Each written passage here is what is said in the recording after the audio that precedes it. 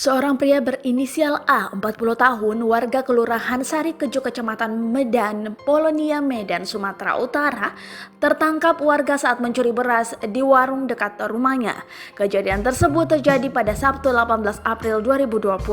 Saat diinterogasi oleh warga dan pemilik warung, alasan pria tersebut nekat mencuri beras karena kelaparan dan tidak punya uang untuk beli makanan.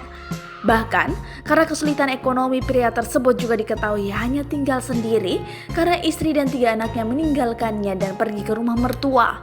Karena merasa iba, warga dan korban kemudian tidak melanjutkan kasus tersebut ke polisi.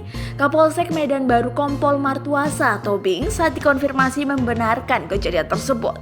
Pelaku menerangkan sudah sangat lapar sekali, berhubung apapun sudah tidak ada yang dimasak untuk dimakan, kata mertua. Pria berusia 40 tahun itu sebelumnya bekerja sebagai tukang bubut di sebuah bengkel, namun karena terkena imbas wabah corona, bengkel tempatnya bekerja menjadi sepi sehingga ia tidak memiliki penghasilan sama sekali.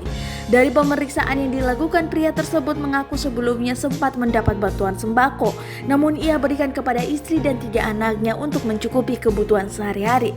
Karena tidak ada lagi yang bisa dimakan dan tidak mempunyai uang untuk membeli makanan, maka mencuri, kata mertua. Setelah mendengarkan pengakuan dari pria tersebut, mertua memerintahkan Kanit Binmas Polsek Medan Baru, Ibtu Hirlan R. Supriyanto untuk mengecek kondisi rumahnya. Setelah tiba di rumah pria tersebut, ternyata kondisinya memang benar dan sangat memprihatinkan.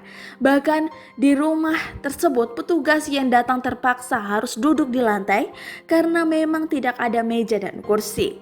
Saat diberikan bantuan oleh polisi berupa 1 karung beras, telur, dan sejumlah uang, pria tersebut hanya bisa menundukkan kepala dan menyeka air matanya sambil mengucapkan terima kasih.